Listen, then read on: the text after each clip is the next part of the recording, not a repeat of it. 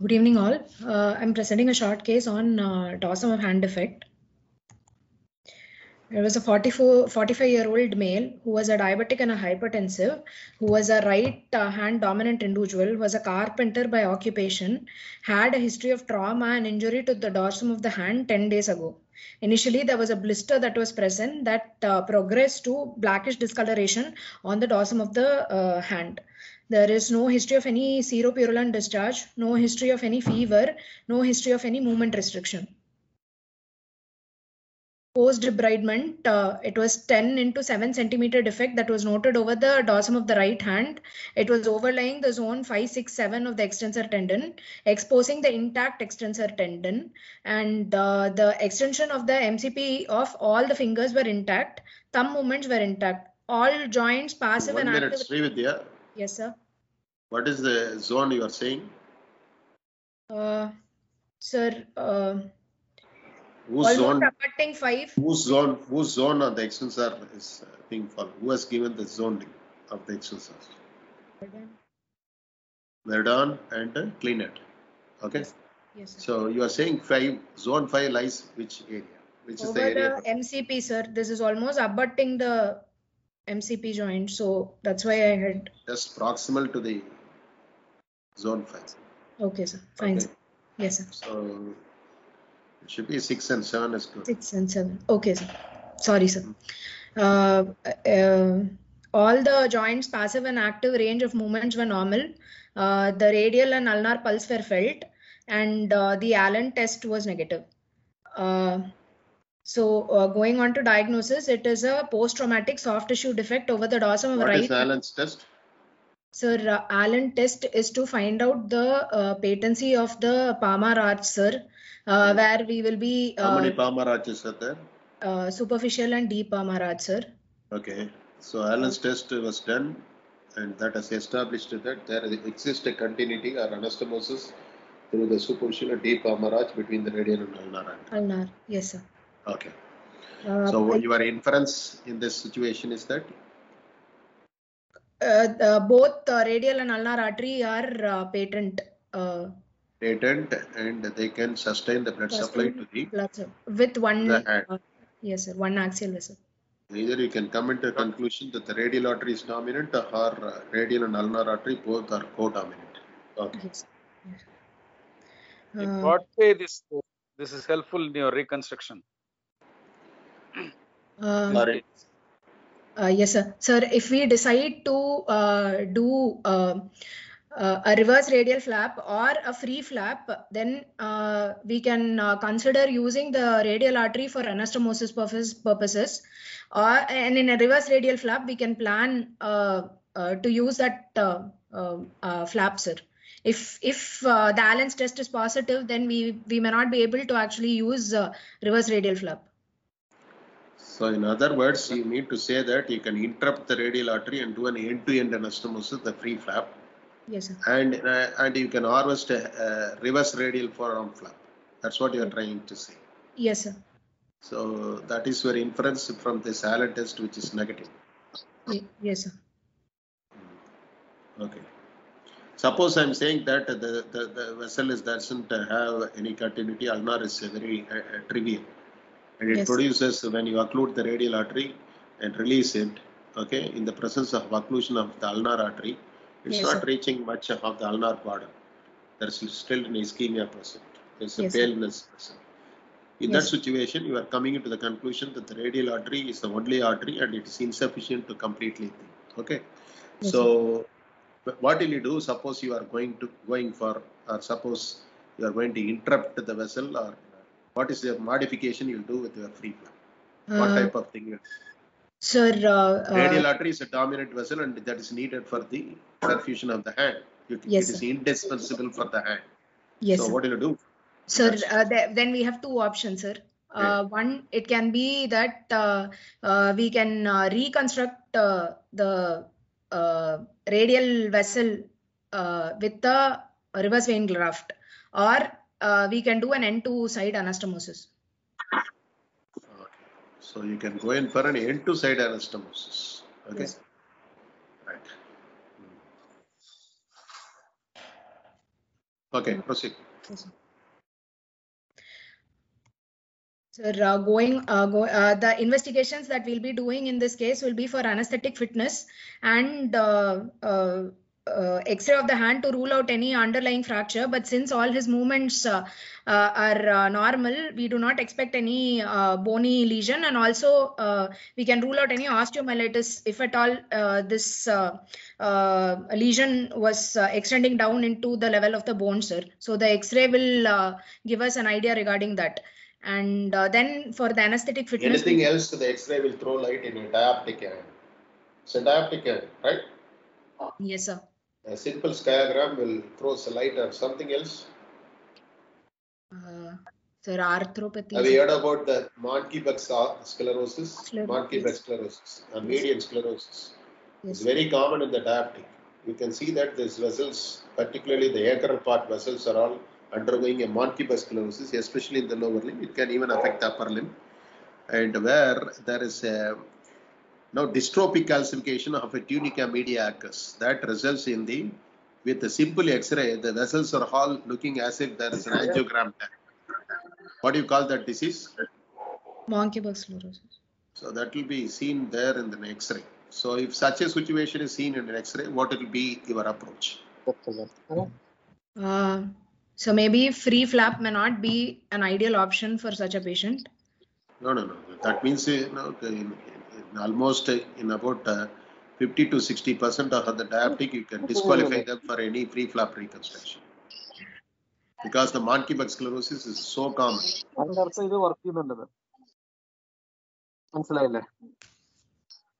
Okay, somebody is okay. Okay, proceed. Sir, based on the patient's need, whether he wants only a single stage reconstruction or a double stage reconstruction, we can decide our treatment options, sir. And no. You have to go in for, even in the presence of Monkey-Buck sclerosis. No, this is what we had a debate through the digital forum. JP Yong and myself, we have discussed. In a dioptic, there are certain characters you have to choose for finding where exactly you can do anastomosis in an atherosclerotic Monkey-Buck sclerosed vessel, dioptic vessel. You have to go in for a soft segment of the vessel. Okay, you can see that. Many times you can simple palpation, you can find the soft segment. Many times the disease is segmented. Therefore, you can easily find that there is always a soft segment which you can preferentially choose and do an anastomosis at that site, and it always does a very good patency. We can establish a very good patent anastomosis with that, and we can have a very good free flap reconstruction with that. Okay, proceed. Sir, going on to the regional flap first, which is the posterior intraosseous artery flap, sir. First, since this defect is almost near to the distal radioulnar joint and the pivot point, which is where the AIA and the PAA has a communication, we will do a Doppler to confirm the patency of that, sir. And then the Doppler will confirm the patency of this AIA and PAA anastomosis. If at all there is a vessel, it will show that. But how far that vessel is getting a good flow, a retrograde flow through the anterior intraosseous artery, I will confirm that. Simple keeping the Doppler will not say that is anastomosis is intact. There is something else which you have to do. What is that? Sir, Doppler will be able to say the flow. Yes, not only that, you can, for the distal, nearly about 2.5 centimeter or so, if you locate the vessel there, you can trace it out longitudinally, just radial to the extensor carpi ulnaris tendon, where the posterior intraosseous artery runs. In that area, you can occlude it against the bone proximally and then place your Doppler distal to that. If the anastomosis is intact, you will still get a good amount of biphasic or triphasic flow through the posterior intraosseous artery. Yes, sir. That confirms there is anastomosis. Yes, sir. Understand what I'm saying? Yes, sir. This maneuver can be done. Many times we have done that and proved that there could exist a good anastomosis. But here the point is that the raw area is even extending on towards that anastomotic site. Look at that, it's inferior radioulnar joint. Okay, the distal radioulnar joint dredge DASM is being involved by the raw area. Yes. Go to the previous picture, you can see that. The pivot point for the retrograde flap. Okay, I can see that the prominence of the head of the ulna. Where is the, no, who your cousin? Yeah, that is the ulna, right? So distally, what is your marking for the vascular axis for this particular flap? Srividya? Sir, it is the inferior line joining the inferior radioulnar joint to the lateral epicondyle, sir. And the anastomosis which is the safe area for the flap in this line? Where do you expect the perforators are all the perforators are there populated? in the mid thirds, sir. You divide this line into upper third, proximal third, mid third, and lower third. Most of the perforators are generally centered around the mid third. You have one central perforator which will be at the midpoint of this line, 1 centimeter distal to that. You will have a perforator, sir. And in this case also, when we did a Doppler, that perforator was present. Okay. So just this is you are using a kind of mimicking patient. Okay. Yes. Srividya, Yes, sir. Where is the perforator? Where is the perforator? Sir, the perforator, there's a central perforator, sir, that will be present at 1 centimeter distal to the midpoint of the line, which is joining the lateral epicondyle to the radioulnar joint, sir. That is another perforator that you will find, there is a proximal perforator which is supposed to be a big perforator that will be present at about 6.5 centimeter from the lateral epicondyle on this line, sir. The first perforator is normally located between proximal third and mid third. Mid third, yes, sir. Right. Yes. What is the analogous flap in the lower limb? Sir? A similar flap. Similar kind of a flap, reverse flap. Kind of a RSSA flap, sir. Yes. What is the specialty about both the flaps? Sir, it's a reverse flow flap that will be there, and yes. There will be like a nerve that will be running along with the. What do you call them? Neurocutaneous. Yes, it's a neurocutaneous flap. Okay. Yes. These are all the specialties, but of course there are certain reservations about this posterior interosseous artery flap also, which we'll discuss during the course. Okay. Yes. Yeah. Yes. So. Okay. Just Dr. Sandeep is asking about analogous flap. You said RSS. There you use the nerve, you sacrifice the nerve, right? Sir. Yes, sir. It's a neurocutaneous. Are we sacrificing the nerve in the PAA flap? No, sir. We will not be sacrificing the pin nerve, the branches to what the. What is the essential ECU. difference between the nerve in relation here and another nerve relation to the RSS flap?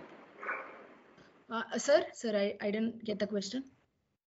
The nerve we are talking in relation to the pedicle here is the, what is that nerve? The posterior interosseous nerve, sir. The branches to the nerve in relation to RSS flap, what is that nerve? Sural nerve, sir. What is the essential difference between these two nerves?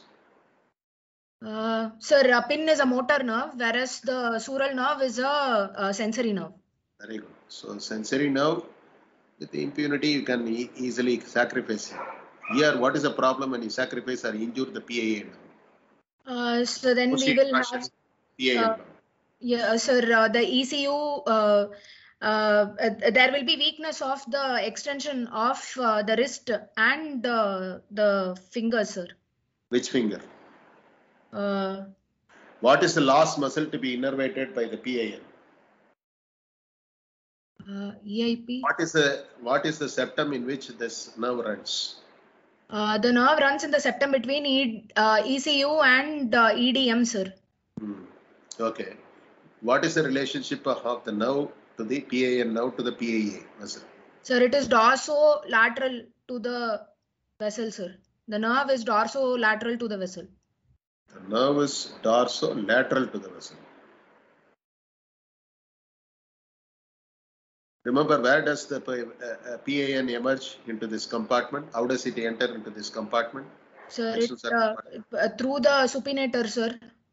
Yeah, that is through the arch of Froese. Between the oblique and the horizontal fibers of the supinator, it enters there. Okay? It will be situated more on the radial aspect. Okay? Yes, sir.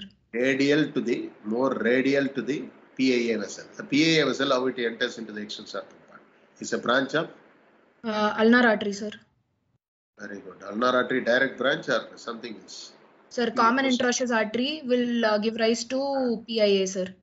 PAA is in relation to the proximal edge of the interosseous membrane. Okay, so initially it passes in the gap between the oblique cord and the proximal border of the interosseous membrane, and then it passes through the supinator muscle and abductor pollicis longus, and then immediately it divides into two branches. What are the branches then? Interosseous recurrent artery. And it continues as the post-interosseous artery. Yes. Therefore, the nerve, as you said, is dorsal and lateral to it. Okay. Therefore, yes. What is Buchler-Frey phenomenon, which we talk about, especially when you harvest the flap more proximally? What is Buchler-Frey phenomenon? Sir, it is the relationship of the branch to the PIN branch to the ECU with respect to the PIA, sir. Okay. In A, you find that it is beneath the nerve, sir. Beneath the nerve goes beneath the artery, so we can harvest a perforator without any injury to the nerve. Whereas in B, there will be two perforators will be there, so we can actually sacrifice that proximal perforator so that we do not injure the nerve and base our flap based on the distal perforator. Whereas in Buchler-Frey C, we have to actually divide the nerve and then do a neurography. It is only a single perforator which is there. Okay. So to get our flap, we will have to sacrifice the branch to ECU, but then repair the branch. Okay. So you have to repair the branch to the ECU. Okay, yes. That is Buchler-Frey phenomenon C. Very good. So when the proximal perforator is there, proximal to the proximal most perforator to the PAA skin pattern lies proximal to the branch from the PAN to the extensor carpi ulnaris. You need to sacrifice this while raising the septum, because it's a septum along with which is going to be raised. Okay? Yes, sir. So when you do that, invariably you have to sacrifice the branch of the PAN to the extensor carpi ulnaris, and yes, you have to re-anastomose it. Okay, that's called Buchler-Frey type C phenomenon. Okay, right. Proceed. So this is the video, sir. Just a second. No, you have played already that video. Now, do you think that you have made a pattern exactly as the size of that? I will modify something else. Sir? You have taken the pattern. You have done the planning in reverse. What do you mean by planning in reverse? Define planning in reverse. Sir, it's the mock conduction of steps of surgery in the reverse order, sir. From steps the of donor... biogeometrical steps in the reverse order. Reverse order. Okay, from the insert towards the location of the flap. Yes, sir. Okay, so that is done in order to define the location of the flap and define the characters of the flap. Okay. Yes, sir. So that was the planning in reverse. Okay, yes. So yes. In this you have exactly had the pattern of the defect and you have drawn the flap. Yes, sir. Okay, but yes. I'll do some modification in order to avoid any tension over the pedicle. What is that modification you need to do? Sir, we may take a tongue-like extension of the skin so that the pedicle is protected, sir.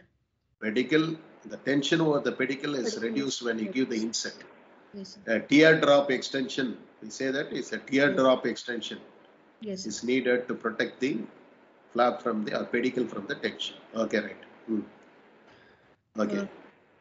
So the extent of the flap. Do you think that your flap is exactly in the middle third, or is extending a little bit past the middle third and proximal third junction?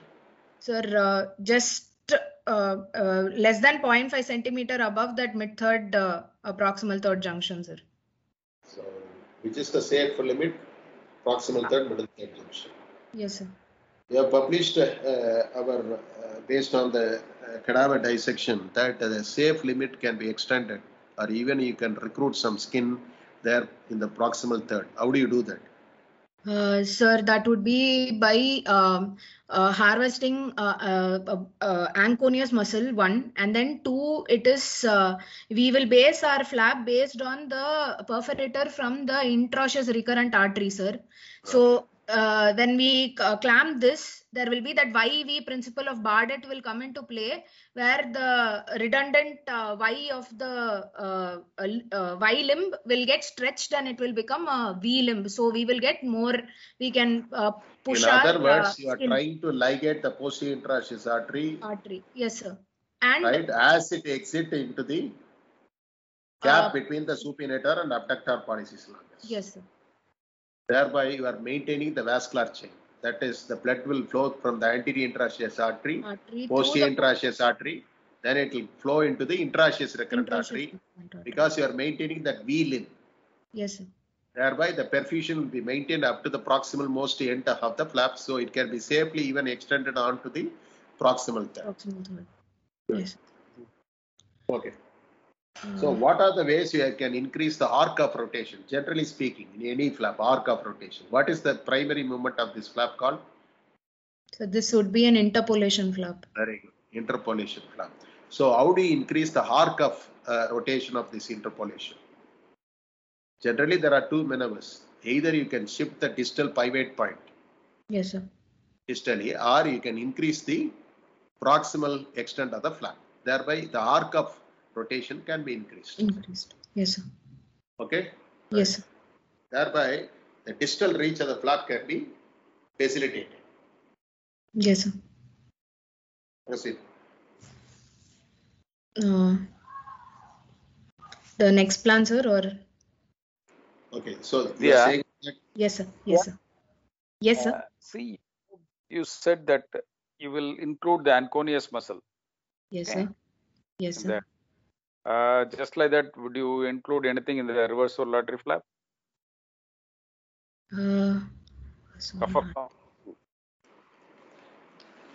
Why we have to include anconeus, Srinitya? What is the reason? Sir, what is the cause of intraosseous recurrent artery? To protect that intraosseous recurrent artery, sir, because it will exit. What is the course of intraosseous? If you know the course of intraosseous recurrent artery, you can say why anconeus is included. Sir, it will penetrate through the anconeus, sir. Yes. So they are all musculocutaneous perforators from intraosseous recurrent artery. Therefore, you need to harvest along with the thin muscle, extensor muscle, which is there in the proximal third of the arm, in order to recruit this artery and its perforator. Yes, sir. That is what you can include gastrocnemius cuff. Normally, sometimes we include. Yes, sir. This is a modification, which you can include the gastrocnemius cuff. You can include. Sir. Yes, sir. Yes, Bala. Proceed, Bala. Yeah. So this is a PAA flap you want to do for this case. Okay? Yes, sir. So, right. Right. What is the other flap you are planning? So the second plan will be an inferiorly based abdomen flap, sir. This seems to be a random flap, or what is that?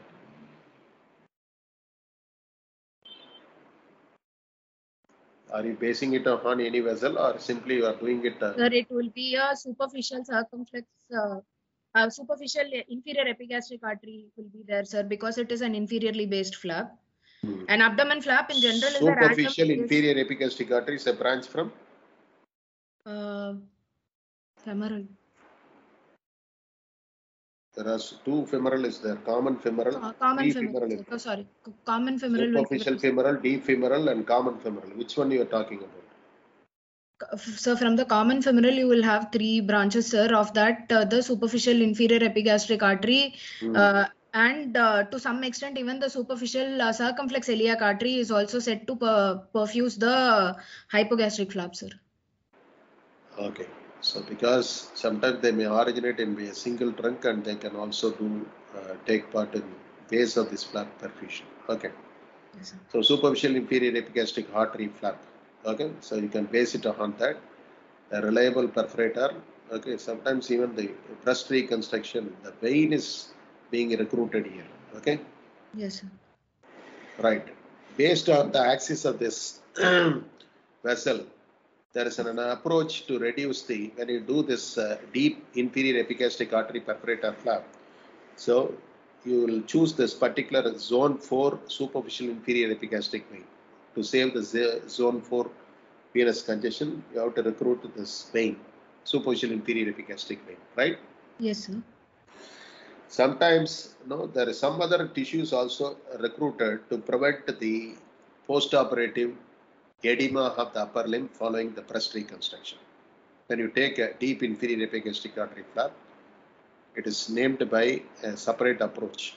This is called primary, or we can call even a primordial preventive approach for the lymphedema of the upper limb. Lympha approach. What is expansion for the lympha approach?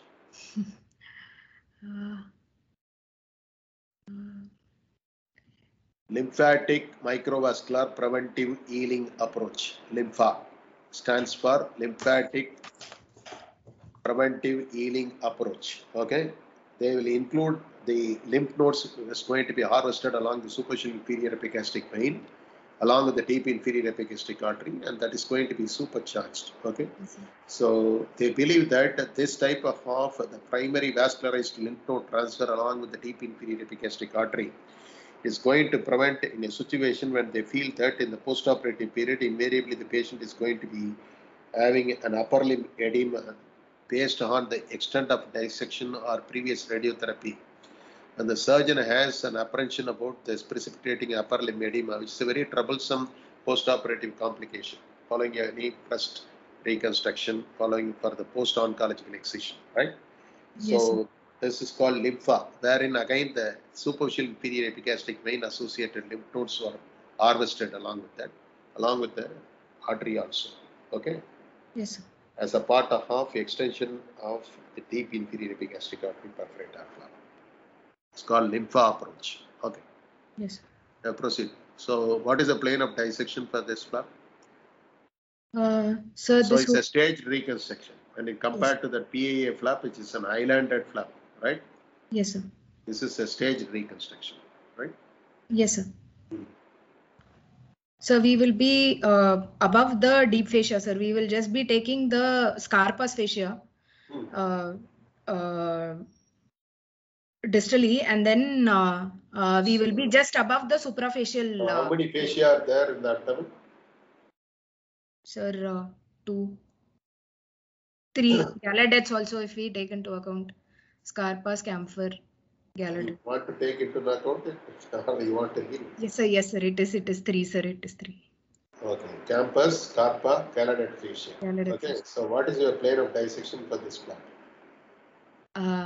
Sir, this would be just above the camphor, sir. Like just above the camphor. You need to say that subdermal plane. Camphor is superficial or Scarpa is superficial? Camphor is superficial. Sir. You remember like yes, sir. Superficial fatty layer and deep? Deep. What is the layer? Will it be fatty or membranous? Membranous, sir. What type of? Sir, it would be a large lobulated fat will be there in the superficial, and gossameric fat will be there in the deeper plane, sir. The fat will be more half granular and there near the dermis, but deep fat will be large and globular and yellowish, and it may be even whitish. Okay. But our idea here is to what is your plane of dissection? Because what is your idea in reconstructing the dorsum of the hand? What kind of a skin normally exists there in the dorsum of the hand? Sir, it's a very thin, pliable skin which will be present, sir. Yeah. So you are trying to harvest a thick flap. So what is the problem which will occur as a result of donor dominance? What do you mean by donor dominance? Sir, if the person actually gains weight, there is a possibility that even that flap will become bulky, sir. Bulky. In addition to that, you are nearly using a circumferential scar. So there will be a possibility of heaping up of the tissue within the concavity that also aggravate the prominence of that. So it gives an ugly hand. Okay. So everybody knows that he has been a reconstructed hand. So in any part of reconstruction, aesthesis is very important. Right? Yes, so taking that into your account, what is the kind of dissection you will do in this inferiorly placed flap? You said that the flap is based on the axial. So it's an axial pattern flap, right? Yes, sir. Yes, sir. Okay. Yeah. So distally we can thin it radically, sir. Okay. And try to preserve the vessel at the base. Yes. Okay, that's a good option. Okay.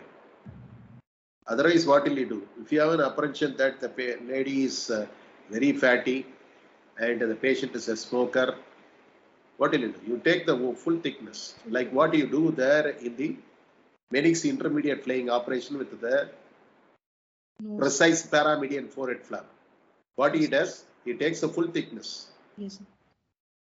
Okay, he doesn't take in the distal business end a thin flap, and then he does in the secondary stage classical thinning.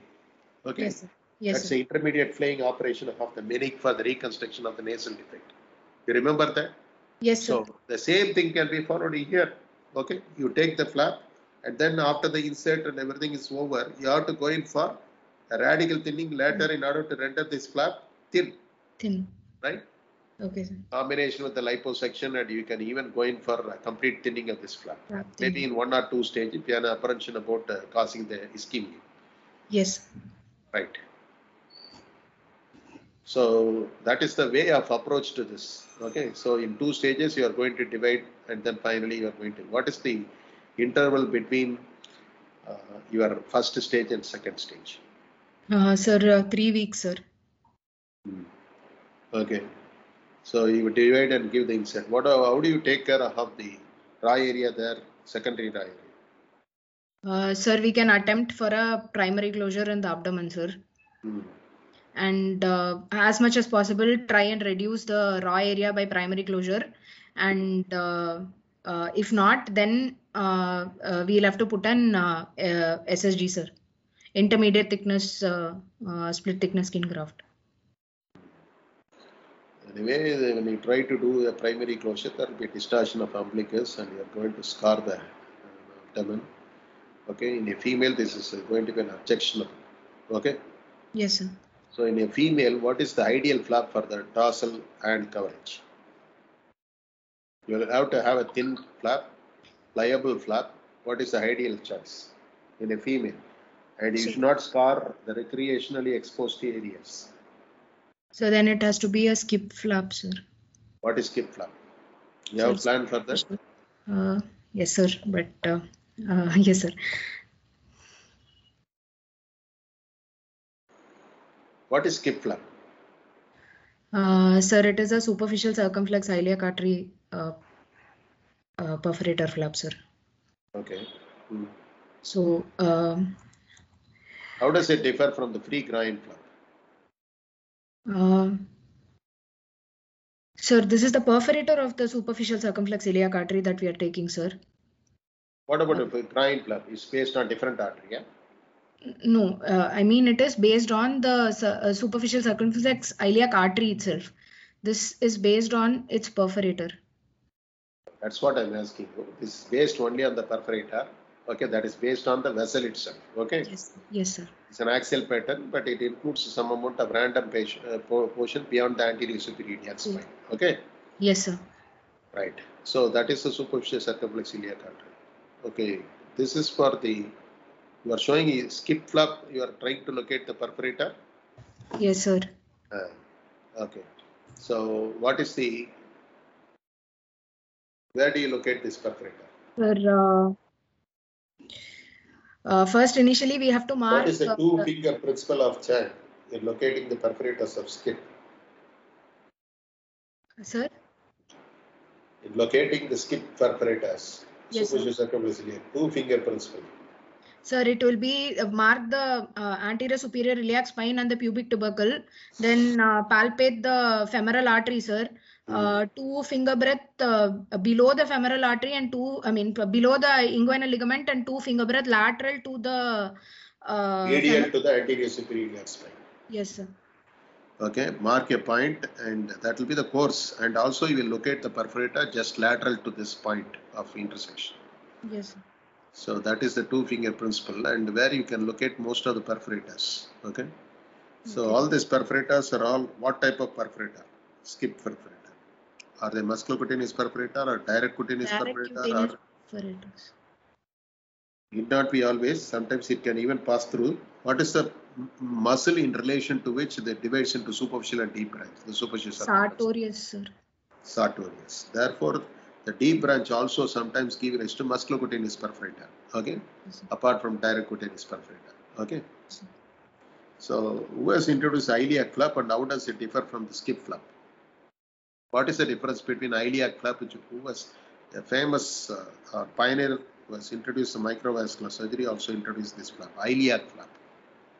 And how does it differ from deep skip flap? circumflex inferior, I mean deep circumflex iliac artery based flap, sir, that would be. No. Iliac artery flap is not based on the deep circumflex.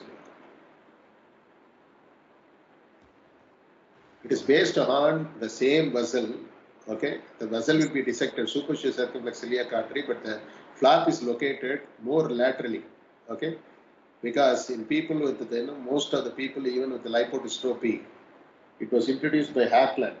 Okay, he said that a thin pliable flap is even in the obese people can be obtained, and you can have a lengthy pedicle. The biggest problem is the lengthy pedicle is not available with the groin flap.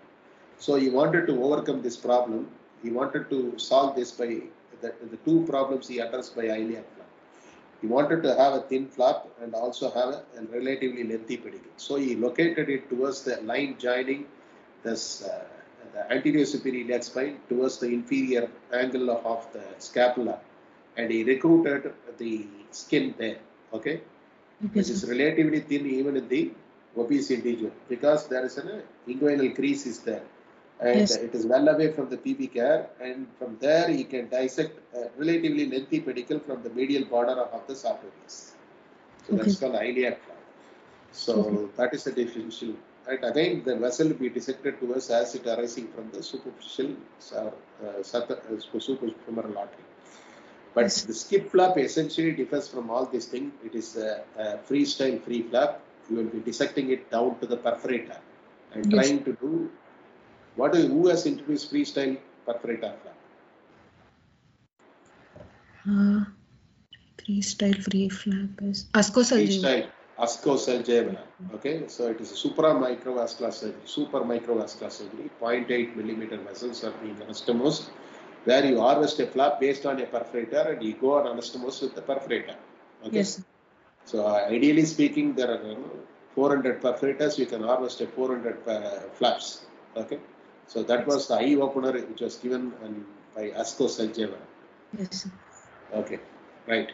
So now that is the skip flap. Ideal flap for the female. Thereby you can close and give the scar there, which can be ideally hidden by the recreational clothing, and that will be a thin flap to cover the tarsal area, right? Yes, sir. So the other is the yes, sir. Yes, sir. Yes, Dr. Sandeep. Yeah, PIA and the abdominal flap. Which one you will prefer? And what is the reason? Sir, it is determined by the patient's needs also, sir. As in, if they want to get back to work earlier, then a single stage reconstruction is to be offered. But we also have to tell the side of the problem with the flap being that there will be an extra scar in that limb, sir. Which will be like a donor scar which may be visible, sir. So if the patient is willing for that, we can offer that. And if not, they do not want to scar their limb, or they are not okay with it, then we will give the option of abdomen flap, sir. Not only that, sometimes it depends on the occupation also, because time and again we have seen sometimes the extensors also can get tethered to the graft. Okay, sir. Understood? Where you are putting the graft in the donor area in PA, that is also a possibility. Okay, but you have to balance the situation. I mean, pros and cons of things. Either these abdominal flap, inferiorly based abdominal flap, or this one accordingly. Yes. You have to balance the issues and then do it. Yes, sir. Yeah. As perfectly pointed out by Dr. Sandeep, you have to discuss this option with the patient, because the patients are also Google themselves and they bring with more information. You have to talk to the patient, okay, and give the pros and cons of each flap and they have to choose. But it should not be kind of a lottery list, but it has to be down listed to the 2 flaps which you wanted to give for this patient. Okay? Yes, sir. Yes, sir. So, and that's how you have to come into a conclusion and take an informed consent before embarking on any reconstruction. Yes, sir. Okay. Remember, the hand surgery is also an aesthetic surgery. It is not a kind of simple reconstruction. In fact, Yes. for the classification of plastic surgery into reconstructive surgery and aesthetic surgery is very shallow and superficial. Yes, there is sir. always a component of aesthesis in reconstructive surgery, and there is always a reconstructive component in every aesthetic surgery. So nobody can deny that. Okay? Yes, sir. Yes, sir. And the primordial principle of the plastic surgery is re-establishment of form and function. Yes, sir. Okay, come back. So, what is the thing you have in your single stage reconstruction options? Sir, for a free flap, first choice would be a free temporoparietal facial flap with an SSG, sir, because this would be able to provide a gliding surface when compared to any other flap. And but the only disadvantage is there is a possibility of scar alopecia. So, Patient also willing for it. And many Yes. times we give the choice. Many times we give the choice, especially in a female. Yes. Usually they don't part with that part of the thing. Okay, whatever Yes. you say. because the temporoparietal facial flap, the problem is that to produce a scar alopecia, right? Yes, sir. And whenever you try to harvest and try to do a dissection in the subcutaneous plane, where the most of the air bulb will be located, they'll go in for a shock telogen effluvium following the harvest of the flap. Yes, sir. I have an experience with this kind of a flap where it has produced some telogen effluvium. It takes a long time, nearly about 6 months for them to regrow the hair. But of course, you can make the scar imperceptible. But the problem there arises is the scar, you have to do minimize the scar by doing a trichophytic closure. Yes, sir. Not a peritracheal incision, not a peritracheal closure. You must go in for a trichophytic closure in order to render this scar imperceptible. Okay, so that way you can have, but the biggest thing is that you are having a flap which provides a very good gliding surface for the extensor tendon. In addition to that, you have to put a skin graft there. Okay. Yes, sir. But there will be generally in our population there will be a mismatch of the color of the skin graft which you place it there. So again, that makes a patch. Though the area is just thinned out and it's pliable and everything, the color match is not good. That is one of the problem we come across. Even though you use a medium-sized Blair spread thickness skin graft, but even then you will find that they will have a color mismatch. That is another problem with this. Okay, Yes. then next flap, free flap. So the next was the skip flap, sir. The third flap was a super thin ALT flap, sir. Okay. So super thin ALT flap, again a perforator flap you are talking about. Yes, sir. Okay. Or you can have even an extension of a lengthy pedicle from the perforator, make it a flap thin. But whatever you do that in the central portion, okay, there the perforator enters into the skin pattern, always there will be a cuff of fat will be left behind. Everywhere you can do a good amount of thinning. But Yes. that cuff of fat in the central area, you cannot eschew them. And nobody has to remove the fat from that area because especially with the descending branch, the perforator arising from the descending branch of the lateral femoral artery. Just after piercing through the fascia, they try to do fanning out of the branches from the perforator arteries. Therefore, you must leave behind a good cuff of the fat to recruit all these fanning out branches in the suprafacial plane. Okay? Yes.